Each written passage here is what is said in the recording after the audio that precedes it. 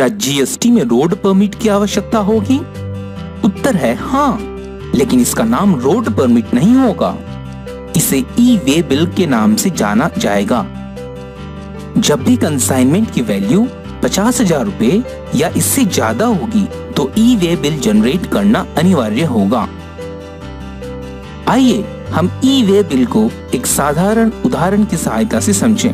मान लीजिए कि ए एक मुंबई में सप्लायर है, उसे पुणे के एक व्यक्ति बी को माल भेजना है।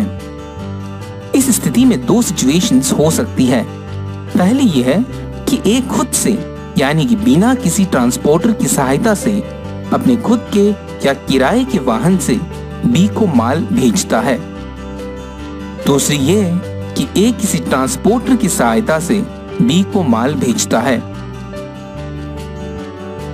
पहली स्थिति में जब ए खुद से यानी कि बिना किसी ट्रांसपोर्टर की सहायता से अपने खुद के या किराए के वाहन से बी को माल भेजता है, तब ए माल की मूवमेंट शुरू होने से पहले ही जीएसटी वेबसाइट पर फॉर्म जीएसटी INS 1 के पार्ट ए में भेजे जा रहे माल की डिटेल्स को भर देगा।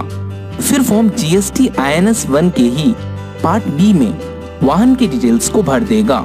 जब पार्ट ए और पार्ट बी दोनों भर दिए जाएंगे तब ए ई वे बिल जनरेट कर सकेगा।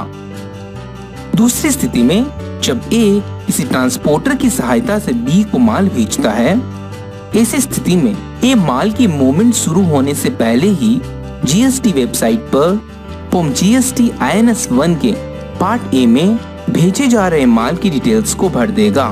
फिर फॉर्म जीएसटी INS 1 के ही पार्ट बी में ट्रांसपोर्टर की डिटेल्स को भर देगा।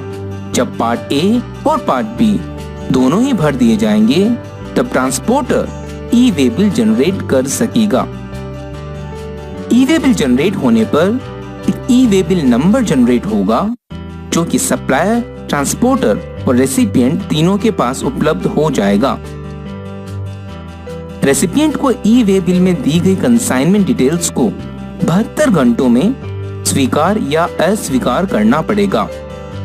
अगर 72 घंटों में रेसिपिएंट ई वे बिल में दी गई कंसाइनमेंट डिटेल्स को न तो स्वीकार करता है और न ही अस्वीकार करता है तो यह मान लिया जाएगा कि उसने कंसाइनमेंट डिटेल्स को स्वीकार कर लिया है। हर एक ई वे बिल का एक वैलिडिटी पीरियड होगा। यह वैलिडिटी पीरियड माल के ट्रांसपोर्टेशन की दूरी पर निर्भर करेगा। यदि यात्रा की दूरी 100 किलोमीटर से कम है तो वैलिडिटी पीरियड ई वे बिल के जनरेशन के समय से 1 दिन होगा। यदि यात्रा की दूरी 100 किलोमीटर या उससे ज्यादा लेकिन 300 किलोमीटर से कम है तो वैलिडिटी पीरियड 3 दिन होगा। यदि यात्रा की दूरी 300 किलोमीटर या उससे ज्यादा लेकिन 500 किलोमीटर से कम है तो वैलिडिटी पीरियड 5 दिन होगा। यदि यात्रा की दूरी 500 किलोमीटर या उससे ज्यादा लेकिन 1000 किलोमीटर से कम है तो वैलिडिटी पीरियड 10 दिन होगा। यदि यात्रा की दूरी 1000 किलोमीटर या उससे ज्यादा है तो वैलिडिटी पीरियड 15 दिन होगा। अगर एक ई वे बिल जनरेट किया गया है लेकिन माल या तो ट्रांसपोर्ट ही नहीं किया गया या ई वे बिल में दिए गए डिटेल्स के अनुसार माल ट्रांसपोर्ट नहीं किया गया तो ई वे बिल जनरेशन के 24 घंटे में रद्द किया जा सकेगा।